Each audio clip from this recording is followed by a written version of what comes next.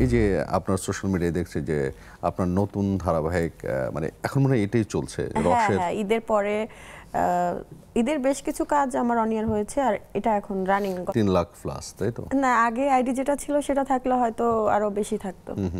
কিছু fans follower আছে যারা আমার কাজ দেখতে ভালোবাসে। এই যে আপনার একটা পোস্ট দেখছি পত্রিকার পাতায় যখন আবার উল্টাপাল্টা নিউজ আসে তানজিন সোফার নামে এবং এসেছে বিভিন্ন সময়, আমি সব সময় চুপ থাকতে পছন্দ করি। আমি কখনোই যে সাংবাদিক ভাইয়েরা আমাকে নিয়ে নেগেটিভ নিউজ করেছে আমি সব সময় জানতাম যে সত্যি সেটা সামনে আসবে।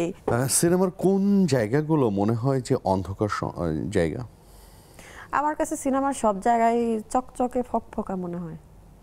হ্যাঁ, আমি ফিল্ম অনেক পছন্দ করি। বড় জায়গা, বাজেটের একটা ব্যাপার আছে, অনেক অনেক কিছু অ্যারেঞ্জমেন্টের ব্যাপার আছে। অন্ধকার কিছু দেখি না, সব তো আমাদের নিজেদের ভিতরে। হ্যালো গাইস, আসসালামু আলাইকুম। আমি অভিনেত্রী তানিন সুবা, আসছি আমার সোশ্যাল মিডিয়া অনুষ্ঠানে নেক্সাস টেলিভিশনে। আমার সোশ্যাল মিডিয়া দেখবেন শুক্রবার রাত ৯টায়। প্রযোজনা রেজওয়ানুল কবির মাসুম।